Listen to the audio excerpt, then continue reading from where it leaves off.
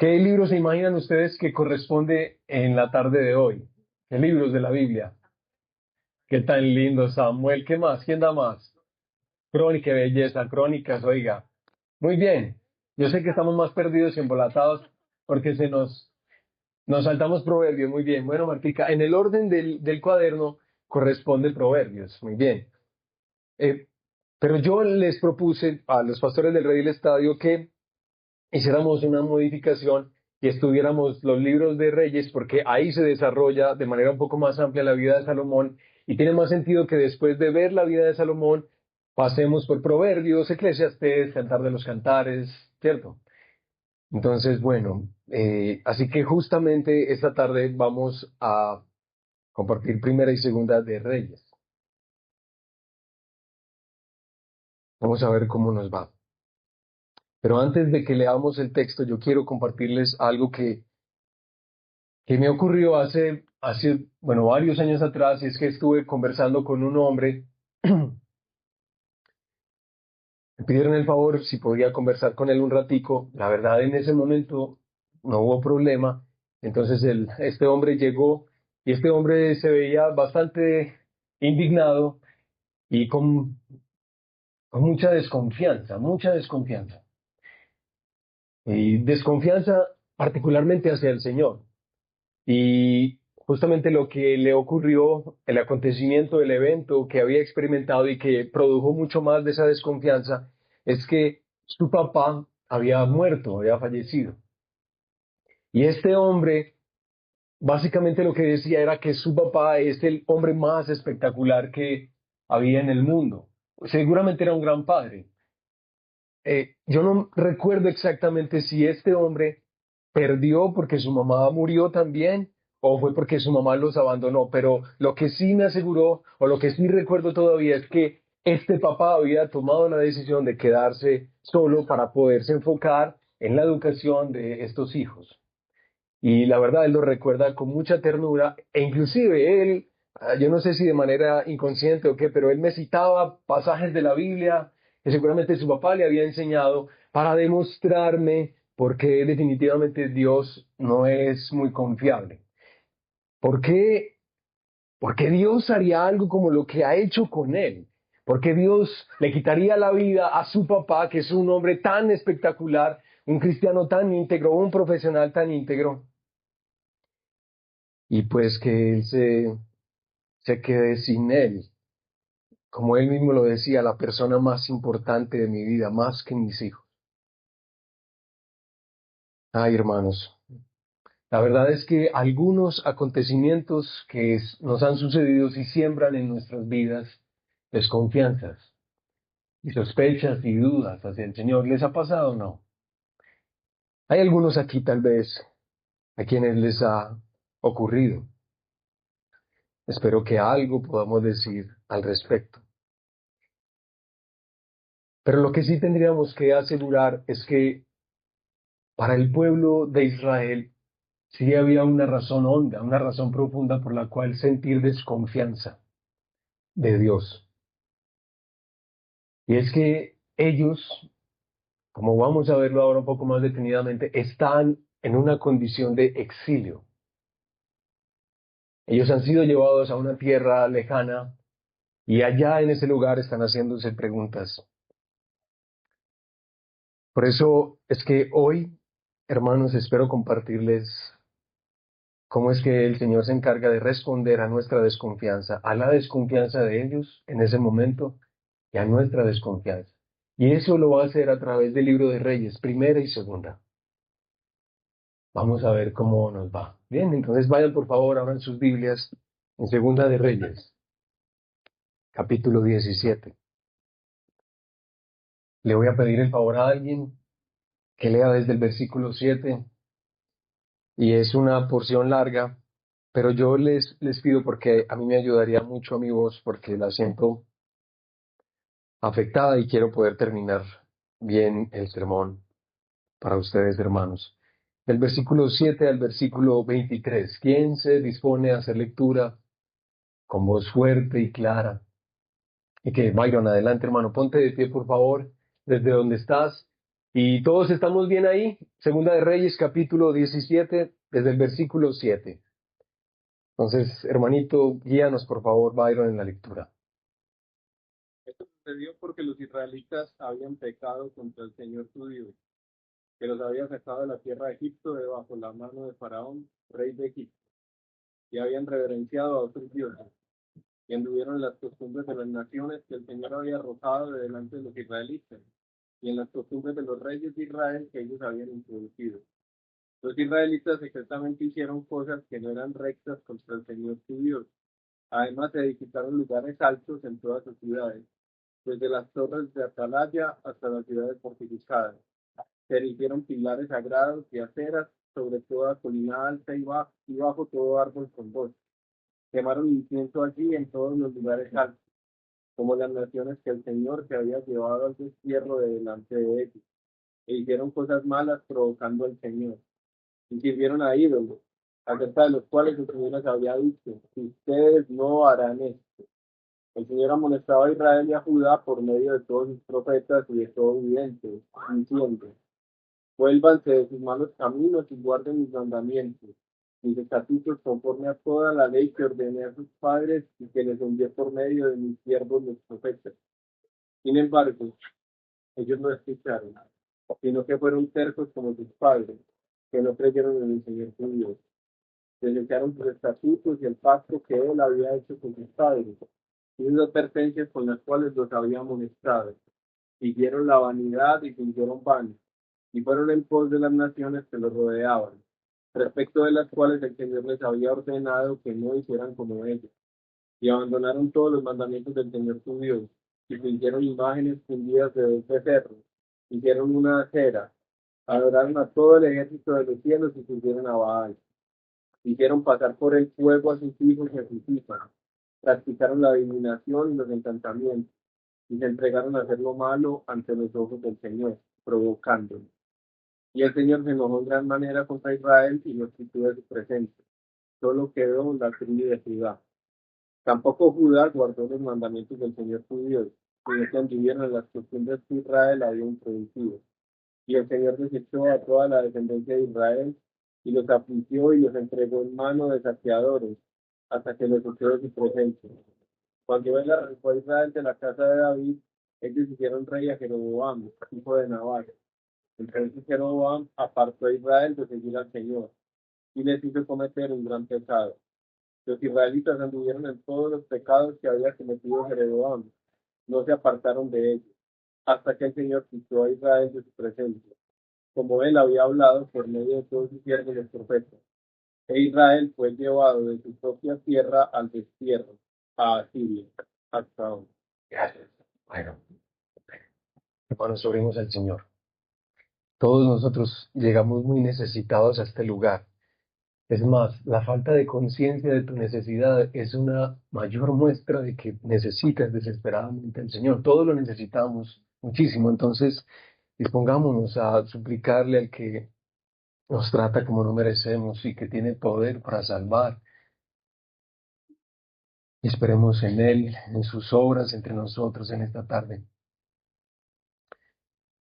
Padre nuestro,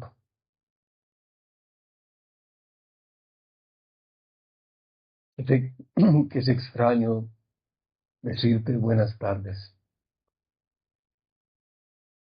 pero es como la forma de expresarte el cariño, Señor, y la alegría de saber que estás entre nosotros.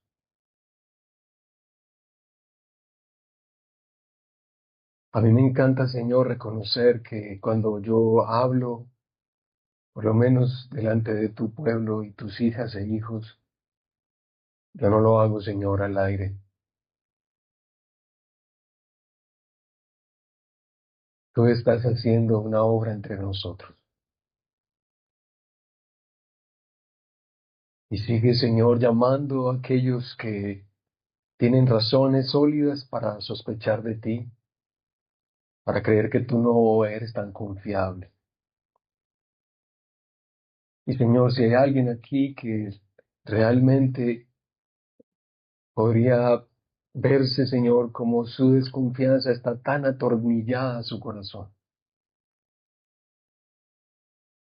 Que tu gracia y tu poder, Señor, nos envuelva hoy. Que podamos interpretar la historia, nuestra historia, a la luz de cómo tú la lees y la ves. Y así podamos responder las inquietudes que surgen en los eventos difíciles que atravesamos. Gracias, Padre Precioso. Gracias por ayudarme a mí en este momento. En el nombre de Jesús. Amén. Bien, hermanos, dice el texto, ¿me están escuchando muy duro? Mejor bajamos un poquito el volumen, ¿o qué? ¿Está bien? Bueno, ojo que yo me empeliculo y me dicen pues si hay que hacer algo. Pero miren cómo inicia el texto. Esto sucedió porque los israelitas. Entonces la pregunta que hacemos es, ¿qué fue lo que sucedió pues para que se sustente la causa de manera tan amplia durante todos estos versículos? Porque básicamente de eso se tratan esos versículos, de explicar las razones, causas. ¿Qué es lo que ha pasado? Lo que ha pasado es que Israel, en este caso particular, Israel, el reino del norte, aunque como se describirá en los capítulos más adelante de Segunda de Reyes, también ocurrirá a Judá, en este caso Israel, ha sido sometido por sus enemigos asirios.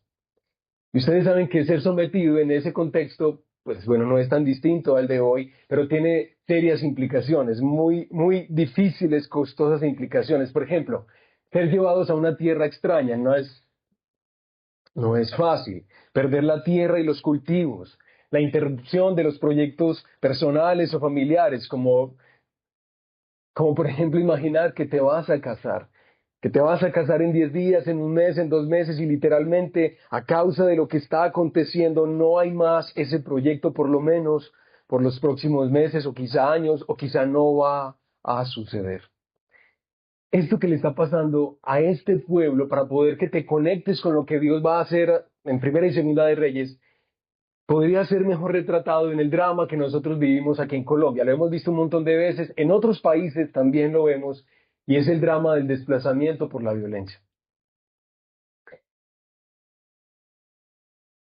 Yo recuerdo, por ejemplo, me ayuda a imaginarme el estado de esas personas en este lugar, pero recuerdo a una mujer con la que también estuve conversando y me estaba contando en ese momento que a ella le dieron 2 ridículas horas para salir de su finca, de su propiedad.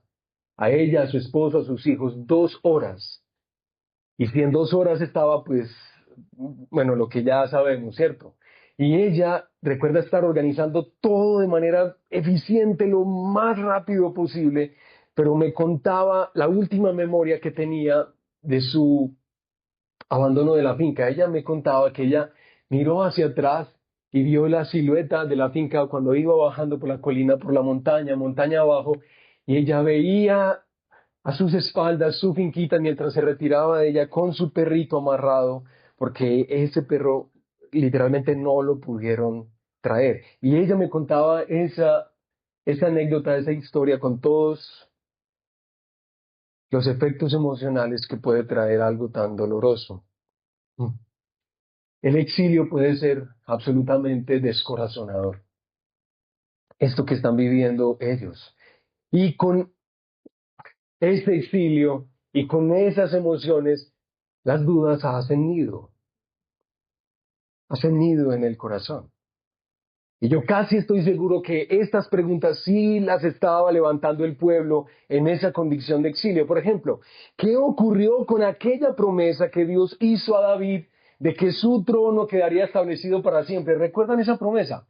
Una promesa muy, muy importante. Inclusive Jesús Samuel nos habló de ella en su exposición bíblica. Cuando Dios le asegura que Él va a tener una casa, una dinastía para siempre. ¿Dónde queda eso? ¿Dónde queda esa promesa? Dios hace promesas como por de esos 4 meses. ¿Cuál es la vigencia de sus promesas?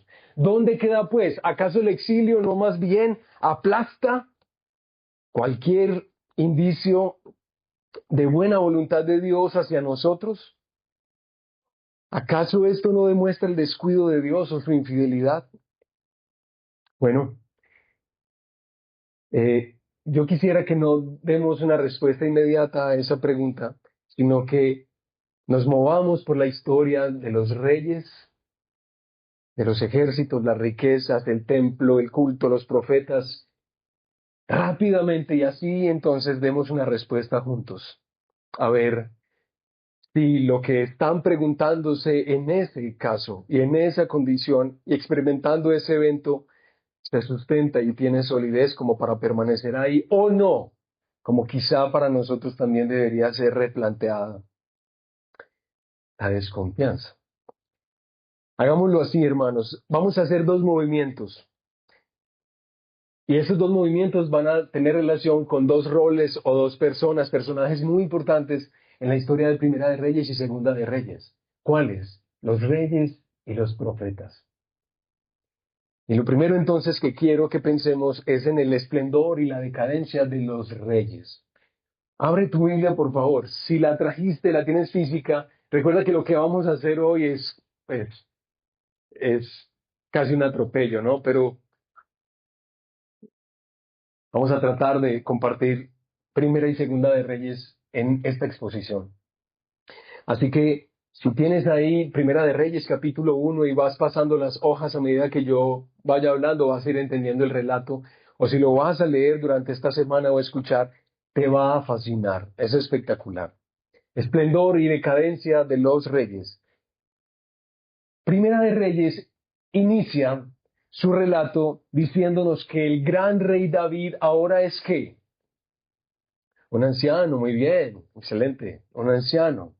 Y yo sé que muchos de nosotros, así como el pueblo, seguramente quisiera retener un buen líder. Un buen líder es espectacular, alguien que nos hace prosperar o florecer la vida. Todos lo quisiéramos retener, pero recuerden, a todos nos llega la muerte, incluyendo a David. Así que él va a tener que nombrar un sucesor para el trono de Israel, y así es como él lo hace. Él elige a Salomón, su hijo, como sucesor de la dinastía davídica. Entonces, hermanos, miren, David experimentó algo de paz durante su reinado, especialmente en los últimos años. Ustedes lo van a ver ahí en el relato. Algo de esa paz tuvo él. Pero realmente fue Salomón quien tuvo el camino labrado y allanado para que en el desarrollo de su reinado el hombre no tuviera rivales. Está empezando muy bien la cosa para él. Así es. Es más, miren, al principio todos sus enemigos, los enemigos de su padre y los suyos, son quitados del camino, justamente para que todo se le dé sin oposición. Así quisiera empezar cualquiera, ¿no les parece? Muy chévere. En la lectura que ustedes van a hacer de estos libros, van a notar que el reinado de Salomón va en exponencial aumento.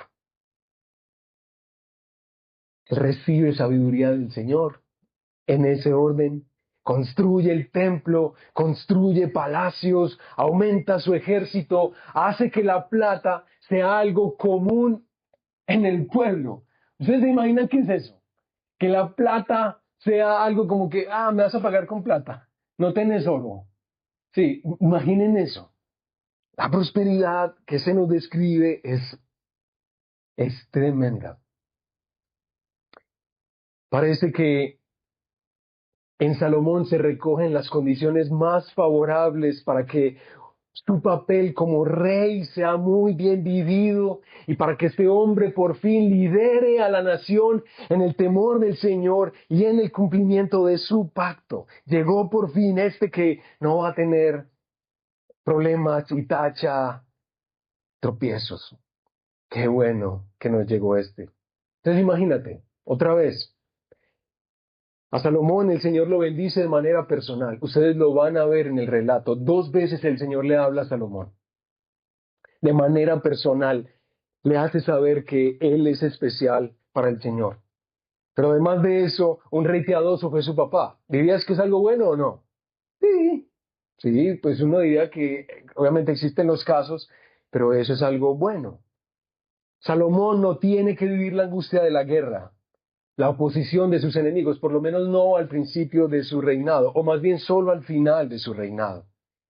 Cuando Salomón recibe el reino, El reino le es entregado en condiciones económicas favorables. Súper bueno. El pueblo le acepta y se alegra por su coronación y parece que todo lo que este hombre hace es exitoso. En términos modernos, este hombre es un ganador. Bueno, así se presenta, así es como el relato nos va contando acerca de él. Y por eso, amigos y hermanos, es que a nosotros nos sorprende. Yo no sé, obviamente están en la desventaja de que no han leído el libro. Ojalá se animen a escucharlo. Pero a nosotros nos sorprende leer. Nos sorprende que avanzado el reinado de Salomón, el pueblo vivía en condición de servidumbre. ¿Te imaginas eso? Nosotros leemos en nuestro texto que el pueblo también gemía y casi nos viene a la memoria ese relato de cuando ellos gemían estando ¿dónde? Vaya más atrás, en Egipto. Estaban en un lugar extraño, en una tierra extraña, a manos de un hombre pues, que tal vez no les importaba que les sucediera a ellos, pero ahora están en su tierra y están bajo el liderazgo de uno que salió en medio de ellos. Y con todo eso, este pueblo gime. Y gime también por el despotismo de un hombre que parecía lo tenía todo para ser un excelente líder.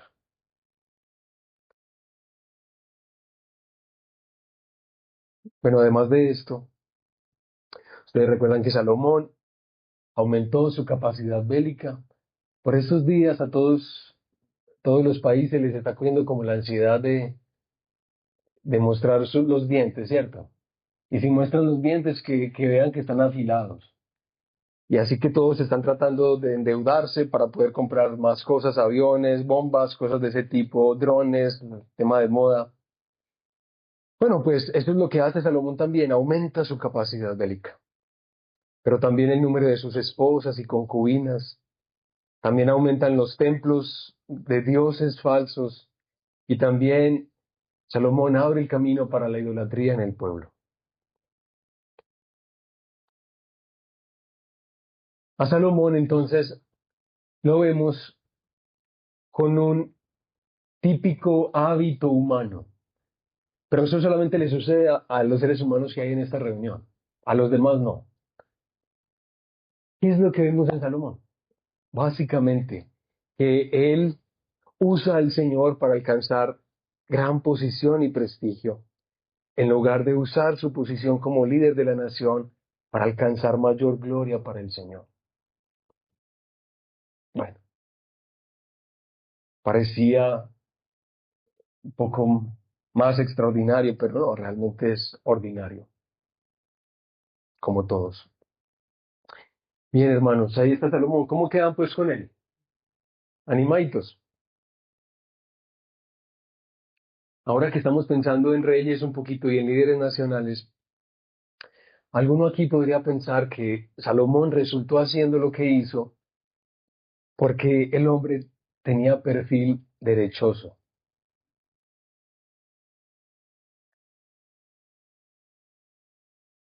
Tranquilos. El hombre nace en cuna de plata, siempre rodeado de privilegios y acumulador de grandes capitales. Ahí está el problema de Salomón, podrías decir. Bueno, si tú crees que ese fue el problema, me encantaría que leyeras la historia de Jeroboam.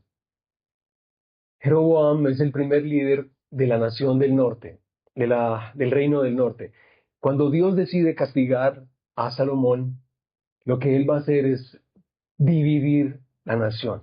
Y la divide básicamente en dos reinos. El reino del norte, conocido como Israel, el reino del sur, Judá. Jeroboam es el primer líder, el primer rey del reino del norte. Y este hombre definitivamente, como lo pueden leer en el relato, no es de sangre azul. Más bien Jeroboam ha vivido abriéndose camino. Es de ese tipo de hombres. Él conoce la amarga experiencia del proletariado y abiertamente él expresa cuánto le duele verlos sufrir. Él está dispuesto a ir a las armas si es necesario, pero no soporta más el dolor de los nadies. Así es Jeroboam. Sin embargo, interesante, tú podrás leerlo o escucharlo. Las decisiones de Jeroboam definitivamente no fueron guiadas por las ideas que él tenía en su mente, sino por lo que había controlado y dominado su corazón.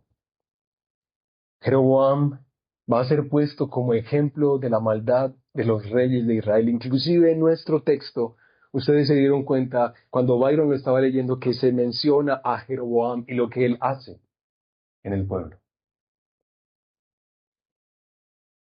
Bueno, hermanitos, quizá después de mirar un poquito la derecha y la izquierda de esta historia, podrías estar pensando que un camino más del centro pudo evitar la calamidad de esta nación. El exilio. Pues bueno, si de pronto estás pensando algo así, todavía tienes muchas esperanzas en el hombre. Déjame decirte algo. Atiende esto, hermanita, hermanito. En los libros de Reyes, Primera y Segunda de Reyes, nosotros tenemos 210 años de historia del Reino del Norte, con sus 19 reyes. En Primera y Segunda de Reyes, nosotros tenemos 350 años de historia del Reino del Sur, es decir, de Judá. En estos dos libros hay mucho tiempo. Y como lo puedes leer, ahí hacen aparición hombres de todo tipo. Unos de ellos son más cultos, otros son más bélicos, unos son más piadosos, otros son más rebeldes. De todo tipo, mis hermanos. Sin embargo, lo que yo espero que quede claro cuando leas estos libros es que ninguno de ellos lidera satisfactoriamente o completamente al pueblo hacia el amor al Señor o hacia el cumplimiento del pacto. Yo sé que tú estás pensando en algunos reyes que fueron una bendición para el pueblo. ¿Recuerdan a Josías, por ejemplo? Sí, claro que sí, pero en términos generales, lo que se nos está tratando de decir, hermanos, es que ninguno de ellos cumple o lleva al pueblo al término que Dios se ha trazado o que Dios espera que su pueblo pueda estar. Ninguno. Nosotros a veces somos un poquito ingenuos con lo siguiente. Miren, hermanos, uno recuerden cuando estaban en el colegio, en la universidad, y uno se da cuenta que el compañero de ese curso perdió el examen en 1,9. Y uno siente como cierto orgullecito de pronto a veces porque perdió en 1,9, ¿cierto? Y cuando él viene y le pregunta a uno, ¿y a vos cómo te fue? ¿Ganaste el examen? Uno le dice, no, no, yo no lo gané. Perdón, yo lo perdí, también no lo gané. Yo lo perdí, pero lo perdí en 2,5. Y uno se siente como con un airecito de que es más teso que el otro, más inteligente que el otro. Y la cosa no opera así acá. No es así en el reino de Dios. Tú pierdes el examen en 2,9 o en lo que sea. Si pierdes el examen, pierdes el examen. Bien, aquí no hay de qué jactarse. De ninguna manera.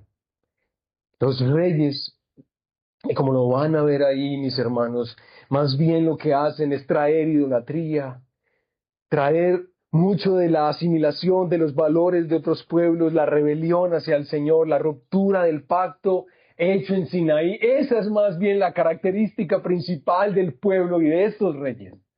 Eso es lo que hacen.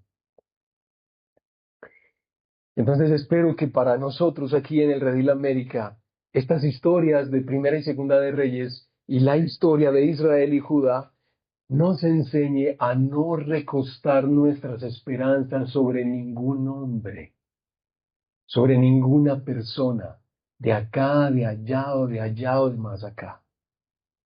Por favor, hermanos, aunque algunos sean más queridos que otros, recostar nuestras esperanzas en ellos es un camino seguro a la decepción y a la maldición también. Cuidado. Por lo menos mientras yo sirva en esta iglesia, hermanos, nosotros nunca haremos de esta iglesia local un bloque electoral, porque valoramos la democracia y valoramos que hayan muchos hombres a quien Dios ha dado dones para intentar ser hombres de Estado, pero no para inclinarnos de manera inapropiada hacia nuestra confianza o nuestra fe en alguno de ellos. Por favor, tengan cuidado con eso, sobre todo ahorita en estas épocas electorales, mis hermanitos. Tengan mucho cuidado. Ya de pronto se dieron cuenta que estamos tratando de ver cómo el Señor, a través del autor bíblico, está dando respuesta a hombres y mujeres que están desconfiando del Señor por el evento que están viviendo. ¿Estamos bien ahí o no? Y estamos viendo cómo es que el autor bíblico nos habla de los reyes y cómo a través de su historia va a darnos respuesta a nuestra pregunta. Entonces alguien acá puede decir algo como esto: ¿por qué sufre el pueblo por sus líderes? ¿Por qué los reyes que hacen el mal no son simplemente castigados por el Señor y listo? Y no nos involucre en sus decisiones, pero la cosa no es tan simple. En ese siglo, que era mucho más claro ser conscientes de que lo que hace una persona afecta a los demás, y en el relato bíblico es más claro aún que los reyes son verdaderos representantes del pueblo. Es más, aunque nuestro siglo sea individualista, si el presidente que tenemos en este momento toma decisiones que son buenas para nosotros o malas para nosotros, a uno le puede parecer que no me gusta lo que hace o me gusta lo que hace, pero igual a todos nos afecta.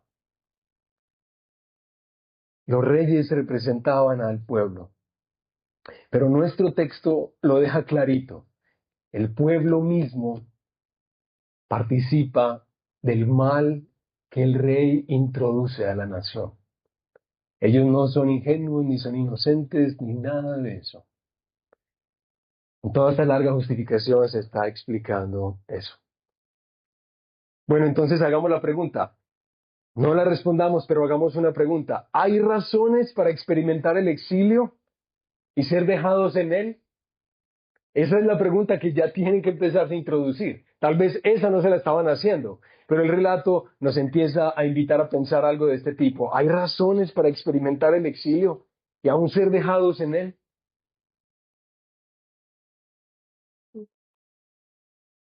Bueno, ahora hablemos un poquito de los profetas, de la perseverante presencia de estos hombres queridísimos, los profetas.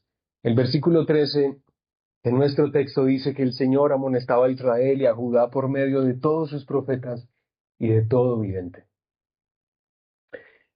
Como lo notarán en su lectura de Primera y Segunda de Reyes, y se animan a hacerlo antes de que abordemos la otra semana, ustedes van a darse cuenta que el papel de estos hombres es tan preeminente en el libro de Reyes como lo es el papel de los reyes mismos.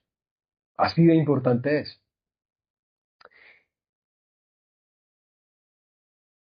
Es más, hermanos, miren, uno de los estudiosos bíblicos que estaba consultando para este sermón, que es Cornelis van der Waal, un teólogo holandés, dice esta frasecita tan sencilla: Primera y Segunda de Reyes son verdaderamente libros proféticos, no solamente históricos.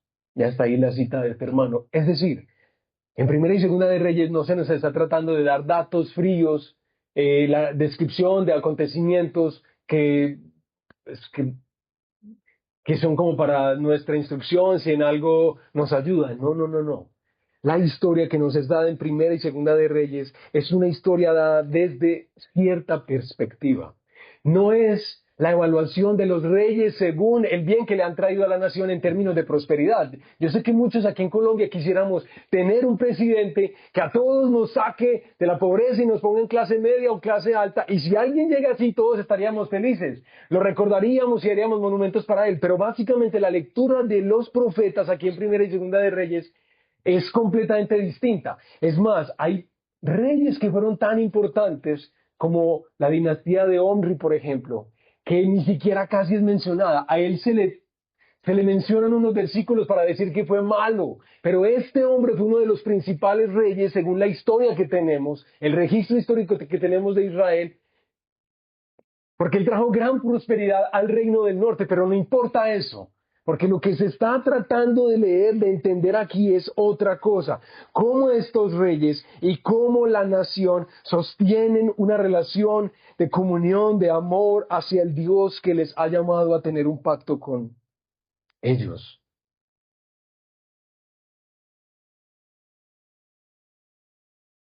Y a lo largo de Primera y Segunda de Reyes leemos acerca de Ahías, acerca de Jehú, acerca de Elías, acerca de Eliseo, acerca de Micaías, acerca de Isaías y otros más, aún algunos que no se les menciona el nombre. Aún algunos de los profetas que nosotros vamos a estar estudiando en los próximos meses hacen su aparición en este periodo de la historia. Alguien tan hermoso como lo es, por ejemplo, Jeremías. Ustedes saben que la vocación de Jeremías es una vocación al sufrimiento.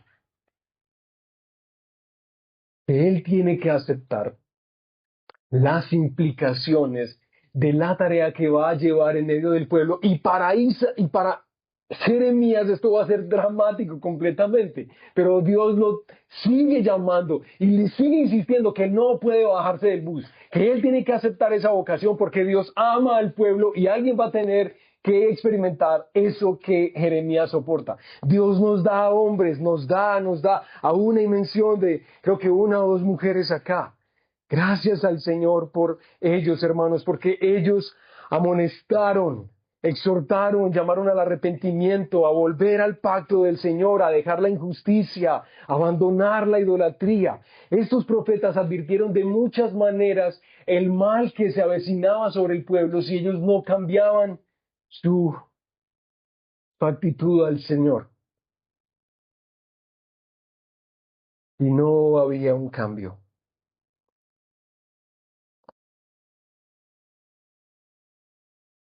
Y los profetas son tan importantes en este libro de Primera y Segunda de Reyes, hermanos, porque no sé si puedan darse cuenta de eso, pero las palabras y las obras de los profetas tienen la intención de traer a nuestra memoria las palabras y las obras que Dios trajo a través de Moisés.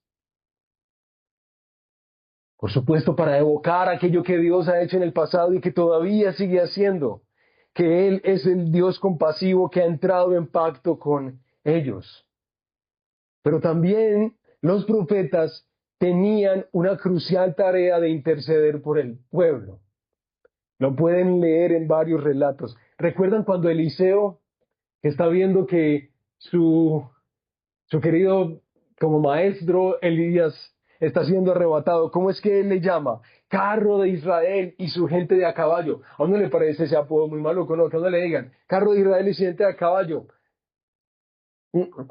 Venga para acá un ratico. Como carro de Israel y su gente de a caballo. ¿Cómo así? ¿Por qué le está diciendo eso a un profeta? Pues sí, hermanos. El pueblo tenía la conciencia de que el rol que ejercía un profeta era tan importante a la hora de la protección que el pueblo necesitaba como lo era un carro de guerra o un caballo de guerra. Hay relatos que van a mostrar la favorabilidad de la presencia del profeta para la victoria.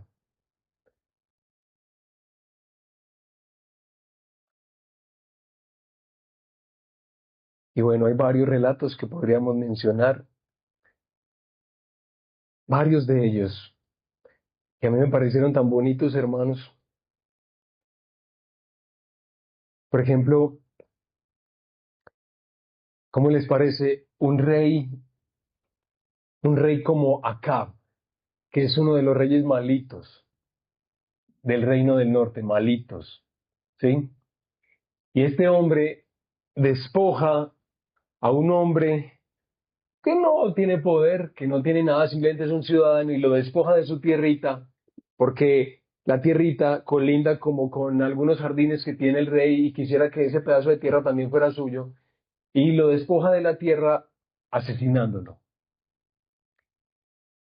Y entonces Dios le dice al profeta Elías que vaya y se presente donde Acab y le haga saber su palabra, que la descendencia de Acab sería cortada, que su reino no se perpetuaría más, que Dios le cortaría ahí y toda su familia literalmente desaparecería. Cuando Acab escucha esto, el hombre como que le parece desagradable al principio y como que se irrita, pero después dice el texto que Acab se humilla delante del Señor y se viste de ceniza. Y casi antes de que Elías salga del palacio, el Señor vuelve y le habla y le dice, casi hazle saber a Elías, casi hazle saber a Acab que eso que yo aseguré que voy a hacer, no lo voy a hacer en sus días, porque yo vi cuando él se humilló delante de mí. Y uno dice, uy, ¿qué es esto tan espectacular? Es decir, que Dios use a un hombre como Elías para hablar la palabra del Señor, para llamar a las personas al arrepentimiento y que las personas se arrepientan y que Dios tenga compasión de ellas. Eso es un don que Dios da a las personas, a los pueblos. Hay otra historia que trata del mismo mal rey Acab, pero ahora sí el día que le llegó la muerte.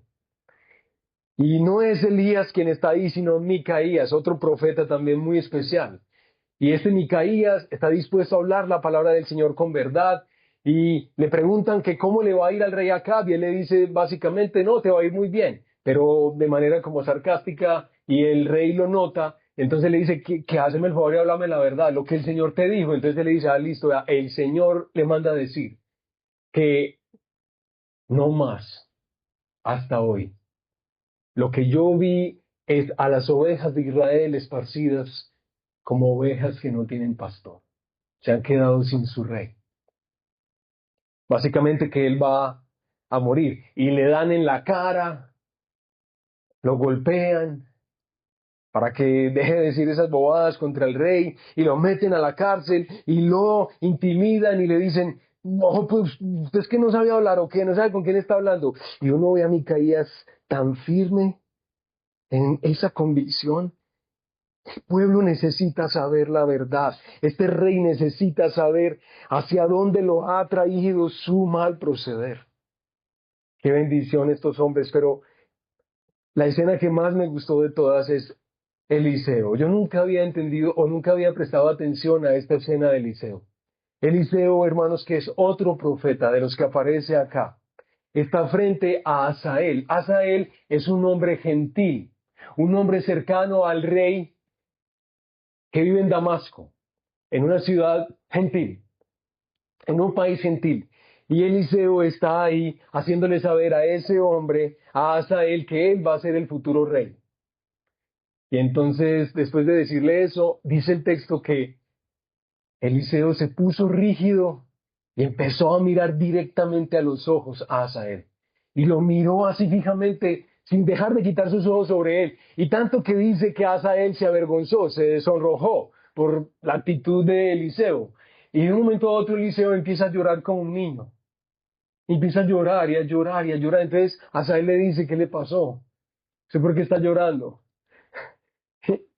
Y Eliseo le dice, porque tú vas a destruir a mi pueblo, porque tú vas a asesinar a las mujeres embarazadas y vas a sacar a sus hijos de sus vientres y vas a destruir todo lo que puedas llegar a destruir. Y ver a un hombre como Eliseo se ha presentado durante todo el relato, que es más bien un hombre como duro y como tosco, y verlo en esta actitud humilde y noble, llorando de dolor, al reconocer lo que Dios iba a hacer también por mano de este hombre y por la maldad de este hombre, y a través de la maldad de ese hombre.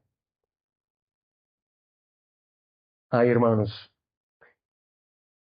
la perseverante presencia de los profetas.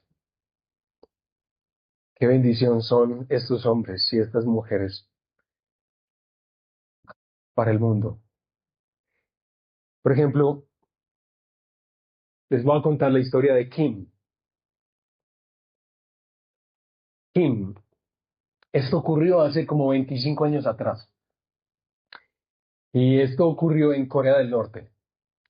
No muy amigable con el Evangelio.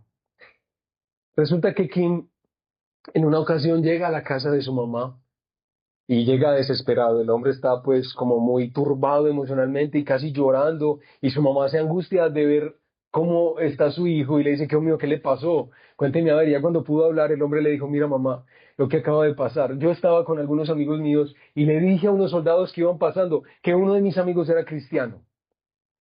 Los soldados empezaron a darle con las armas, a darle, a darle, a darle.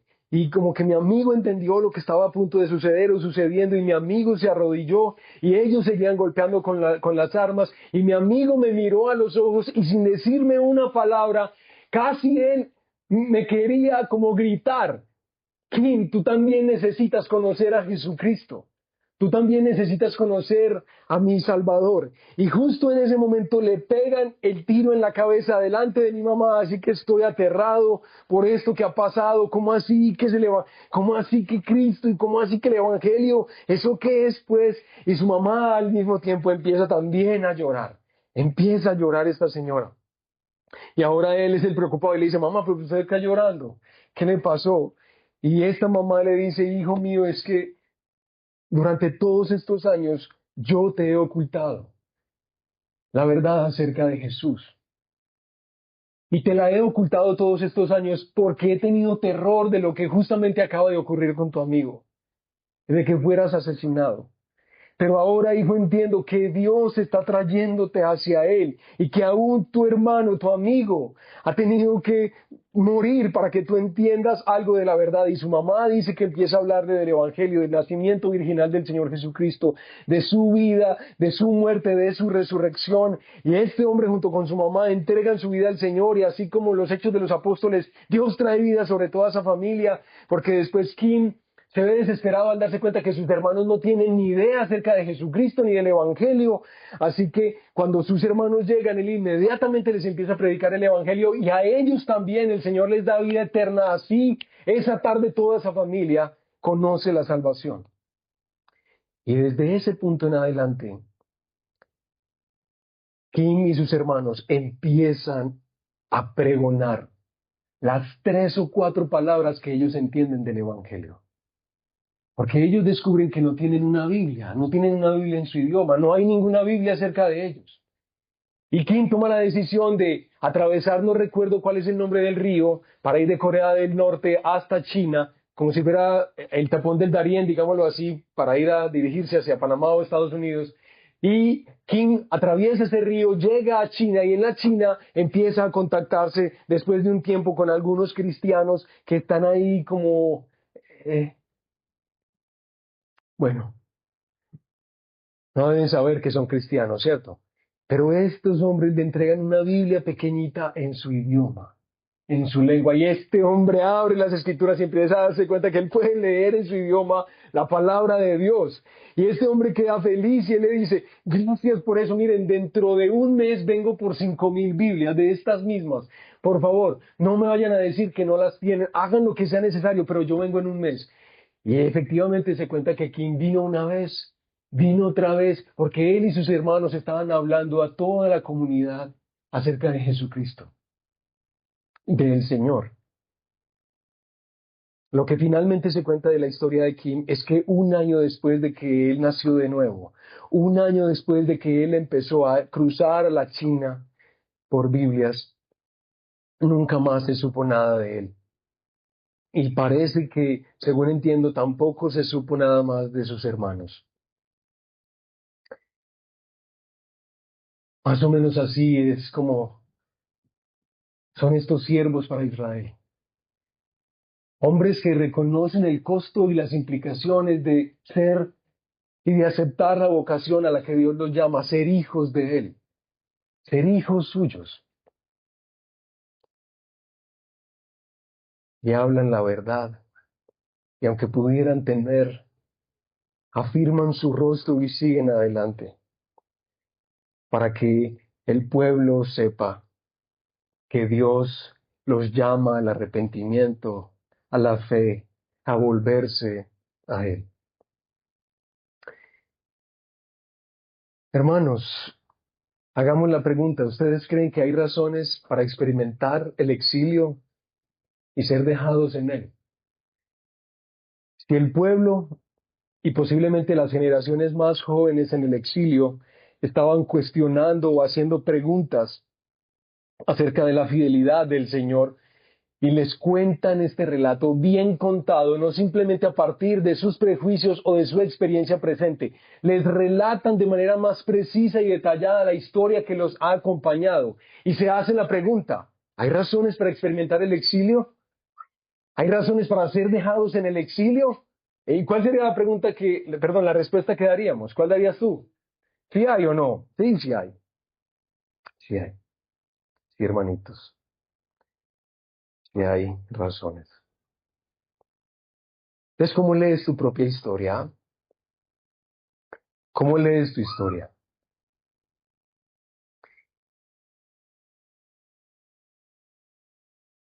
¿A ti te haría bien si eres de las personas que abrigan sospechas hacia el Señor? Eres buen cristiano, es decir, cualquiera que te ve dice, bien, es fiel, siempre está por acá, sirve, hace muchas cosas, pero que tal vez tú mismo puedes reconocer en el fondo de tu corazón que tú también abrigas desconfianzas hacia Él, hacia el Señor. ¿Qué te parecería que el Señor, como a este pueblo, le escribiera nuevamente el relato leído desde la perspectiva de Él, del Señor? Y pudiera escribirte algunas de esas cosas, hermanos. ¿Cómo crees que quedaría tu historia? ¿Ah? Con suficientes razones para experimentar el exilio y ser dejados en él. Bueno, qué tristeza, hermanos, que Primera y Segunda de Reyes nos dejaran como con este sabor. Porque ¿para qué? Hay que admitirlo. Después de leerlo de esta manera, nos damos cuenta de que, sí, Señor, nuestra es la mancha. Nuestra es la mancha, Señor. Pero ¿qué gana uno reconociendo que nuestra es la mancha? Es decir, sí, uno puede correr al Señor, pedirle perdón, arrepentirse, claro, eso está bien. Pero ¿qué nos ganamos reconociendo que lo que hemos hecho no ha estado bien y que justamente ese es el pago justo, la retribución justa por lo que hemos hecho? ¿De qué serviría eso? ¿Para qué le serviría al pueblo? ¿De qué sería útil? Esto simplemente si se quedara ahí, pues el Señor no deja las cosas ahí. Porque miren, Segunda de Reyes termina de una manera rara. Vayan allá, por favor. Segunda de Reyes, capítulo 25. Termina de una manera un poco rara. Y literalmente, si uno no está entendiendo la cosa, uno se imagina que son datos históricos y ya. Datos fríos. El autor bíblico se encarga de dejarlos ahí y listo. Pero miren, por favor. Capítulo 25, versículo 27. En el año 37 del cautiverio de Joaquín, rey de Judá, en el mes duodécimo, a los 27 días del mes, Edil-Merodach, rey de Babilonia, en el año en que comenzó a reinar, sacó de la prisión a Joaquín, rey de Judá, y le habló con benevolencia, y puso su trono por encima de los tronos de los reyes que estaban con él en Babilonia. Le cambió sus vestidos de prisión, y comió siempre en la presencia del rey todos los días de su vida. Y para su sustento se le dio de continuo una ración de parte del rey, una porción para cada día, todos los días de su vida. Como raro eso, ¿no? Me dice que sí, pues muy bueno que le tocó comidita del rey. Ay, hermanos, terminar de esta manera, también como el profeta Jeremías mismo lo menciona, terminar de esta manera Segunda de Reyes es espectacular.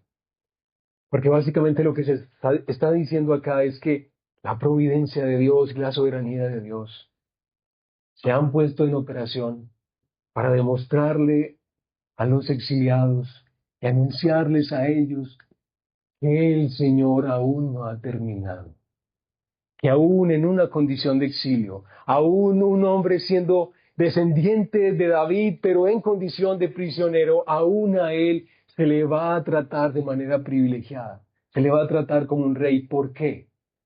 Porque Dios continúa con la promesa de que el reinado de David será para siempre, de que no tendrá fin. Es decir, se nos dijo: Señor, yo estoy sospechando de quién eres tú. Entonces venga un momentico, yo le cuento cómo es la cosa. Y se nos cuenta la historia, y entonces decimos: sí, Señor, ya entendí un poquito mejor. Y el Señor replica: pero tranquilo, aunque tú has arruinado todas las cosas, yo no he terminado. Yo no he terminado con mi pueblo. Yo no he terminado con mi promesa. Y esa promesa entonces se extiende hasta el Hijo de David,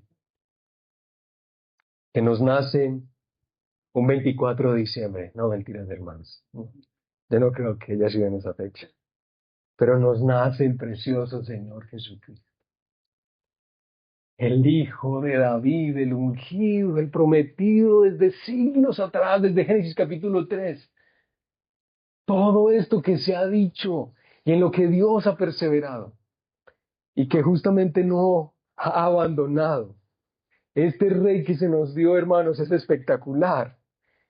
Si ustedes se ponen a pensar en cada uno de los reyes que hace su aparición en estos dos libros, hermanos, se van a dar cuenta que el rey que se nos dio, hacia donde todo apuntaba, hermanos, definitivamente no era un rey opresivo. Su pueblo no iba a terminar en condición de servidumbre de ninguna manera. Por el contrario, el pueblo de este rey iba a conocer cómo su rey le servía, aún al punto de lavarle los pies, si necesitas eso. Lavarle los pies. Este rey que se nos dio y que nosotros conocemos, hermanos, no es un rey que está enfermo de celo por su reinado, como van a verlo en los libros de Reyes, y seguramente han visto películas y series y estas cosas de las intrigas que hay en los reinados, ¿no? Este rey no es un enfermo de celo por su reinado, más bien este rey que se nos dio, hermanos, hace que los suyos, hace que sus hijos, hace que quienes pertenecen a su pueblo sean reyes. Los participa de eso, como dice Apocalipsis, que los hizo sacerdotes y reyes para Dios. Este rey sí que es generoso. Y este rey es espectacular porque él no es ningún asesino. Más bien él deja que sus enemigos lo tomen,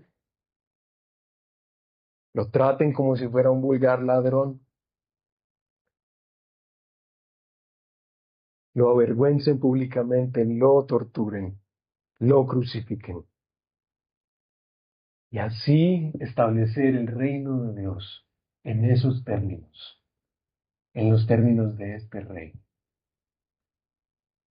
de este precioso Salvador Jesucristo. Entonces, mis hermanitos, si tal vez entre nosotros hay algunos que hemos vivido algunas experiencias, eventos, acontecimientos que levantan sospechas hacia el Señor, que la historia de Dios en su palabra, pero de manera especial su Hijo Jesucristo, nuestro Salvador, sea la respuesta de Dios a nuestra desconfianza. Escuches la respuesta de Dios a nuestra desconfianza y que vuelvas a Él, que vengas al Señor, que te arrepientas de tratar de ser simplemente una persona querida, una persona buena gente, y que te vuelvas a Él. Bueno, hermanos, oremos al Señor. Ay, Padre precioso, gracias te damos, Señor, por el aliento que nos da, Señor, la fuerza en una hora que no es fácil, Señor. Y sobre todo proponernos contar una historia como esta. Gracias. Gracias por todo lo que nos das. Gracias, Señor, porque yo sé que mucho de lo que tú haces en nuestras vidas es persuadirnos justamente de que los prejuicios que tenemos hacia ti deberíamos volverlos a preguntar y volverlos a cuestionar. Gracias, Señor, porque tú sales al frente de nuestras dudas en tu palabra y envías hombres y mujeres que nos siguen recordando la verdad, nuestros hermanos y hermanas. Gracias, Señor, y yo te pido, Padre, que ninguno entre nosotros en este lugar se quede sin vivir bajo el señorío de tu Hijo Jesucristo. Que ninguno de nosotros